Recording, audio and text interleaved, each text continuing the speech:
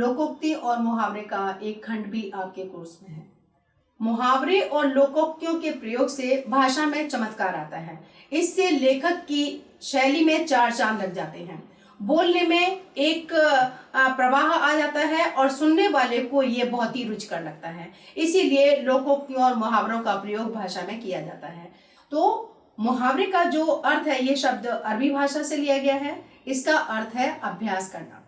मुहावरे एक वाक्यांश होते हैं।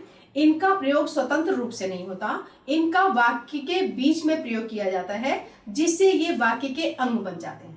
जबकि लोकोक्तियां जन श्रुतियों पर आधारित होती हैं। लोकोक्तियां स्वतंत्र होती हैं और ये अनुभवों से उपजी हुई होती हैं। जैसे हम कहते हैं कि ते पांव पसारिए जेती लांबी सौर। इन लोकोक्तियों में बहुत बड़ा जनता का या हमारे जो पूर्वज हैं उनका अनुभव इसमें छुपा होता है।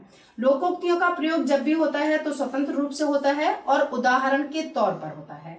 उदाहरण के तौर पर होने से इनके प्रयोग से एक घटना पर जो प्रभाव पड़ना चाहिए उसका हमें इससे भाव ग्रहण होता है। जबकि मुहावरे का प्रयोग हम वाक्यों के बीच में करते हैं, जिससे एक चमत्कार पैदा होता है। ध्यान रखिए, लोकोक्तियों और मुहावरों का शब्दार्थ का भाव नहीं होता, बल्कि इनसे लक्ष्यार्थ ग्रहण किया जाता है। यानी कि इनसे जो भाव पैदा होता है उस भाव को ग्रहण किया जाता है, शब्दों के अर्थ को नहीं किया जाता। जैसे हम नॉर्मली कह देते हैं कि तुम्हारे दांत खट्टे हो गए, तो दांत खट्टे होने से यहाँ पर अभिप्राय नहीं होता। दांत खट्टे यहाँ मुहावरे के रूप में प्रयोग हो रहा है, वहां शब्द और अर्थ के रूप में प्रयोग नहीं हो रहा।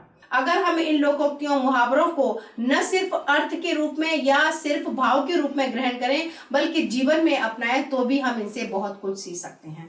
जैसे का बरसात जब कृषि सुखाने, इसी तरीके से कि समय पर जब काम नहीं किया अगर बाद में करने से क्या फायदा है, जब चिड़िया चुग गई खेत।